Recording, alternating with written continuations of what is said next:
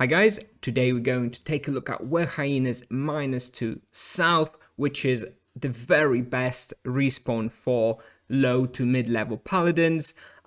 This is the best experience you can get in the sort of 200 to 300 level range, and it remains extremely competitive all the way up to around level 400, at which point other respawns do become better. In general, I recommend this respawn for around level 250 plus. You can relatively safely start around level 200, but I think it's a little bit difficult in a couple of the pulls. So if you know what you're doing, if you're an experienced Paladin player, sure, go ahead at level 200. But in general, I would say 250 is the safer approach. And yeah, like I say, the very best respawn for this particular level range. So yeah, let's take a look at some of the results. Looking on the left, we have the results while using a familiar, and on the right we have results while not using a familiar. As you can see, averaging out both results, you can expect somewhere around 2.6 kk raw around level 250, which is about 3.9 kk on 150, and the loot of somewhere around 400 to 600k per hour. This spawn scales a little bit with levels, as you speed up. In general, I found that I can max out Werehyaenas South at approximately 3.1 kk raw per hour. It's going to be very difficult to push any more than 3.1 kk raw per hour. This is somewhere around level 300, 350, simply because you end up running out of the available respawn at that level. But for like level 200, 250, you should be aiming for somewhere around 2.5 to 2.6 kk raw. Difficulty, I give this respawn is about 6 out of 10. There's quite a few difficult pulls with not that much room to run, quite tight corridors, so you do have to be careful, but it's not too bad. It's not really too bad. You have a lot of options for mitigating the damage and stuff like sleep short and imbuements. And with regards to bestiary, it'll take about 1.5 hours for Werehyaenas and about 3 hours for Werehyaenas Shaman.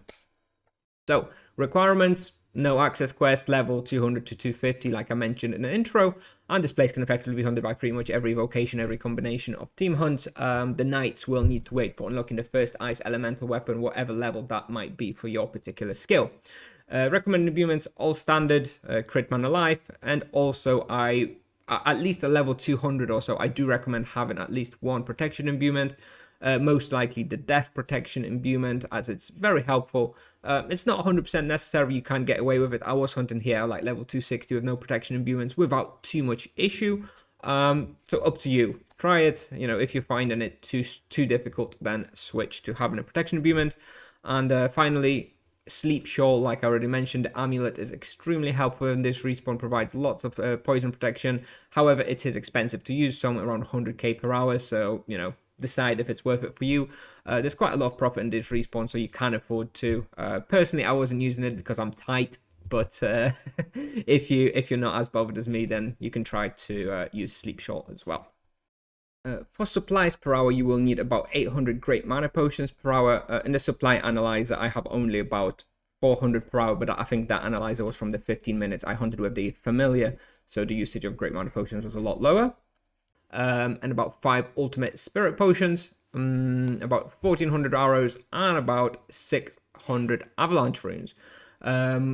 With regards to charms, I recommend using Divine Wrap on Werehyaenas or End Freeze on Werehyaenas Shaman if you have both of those available. However, if you don't have both of those available, you only have Freeze, for example, because you're lower level, you don't have all the charms yet, I would recommend putting it on Werehyaenas, as it will be more beneficial. But if you have both, then switch it around and have Freeze on the Shaman and Divine Wrap on the regular Werehyaenas. For the wheel, I'm not really going to go into it yet because we don't really have anything distinct to talk about, but on a high level, I would probably use Gift of Life T1. And the character in the video you'll see is level 248 Paladin with 120 distance skill and 27 magic level, including loyalty and no praise and no charms active. So let's take a look at the route. So we are looking at level -3, and this is where you enter, by the way. This is somewhere where you enter right on -3, and you go through here and you start the respawn somewhere around here. This is where Werehyaenas South begins. So you're kind of going up here, do a pull here, then you go somewhere here, do a pull here, That's how I go anyway. Then you go through this corridor. This corridor is a little bit awkward. I always never sure if I should kill the monsters here or just run through. Usually I end up killing them somewhere around here. Another pull somewhere around here. Then the next one is the biggest one, and also quite clunky because you have quite a lot of, little avenues to pull the monsters out of. But usually this ends up being the biggest pull of the lab, so you usually kill them somewhere around here in the middle. Go here, probably kill some there. Another pull somewhere here.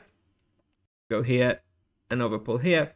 Then go here, do another pull here. Now, at this point, you have an option of going up a floor to a global level -2.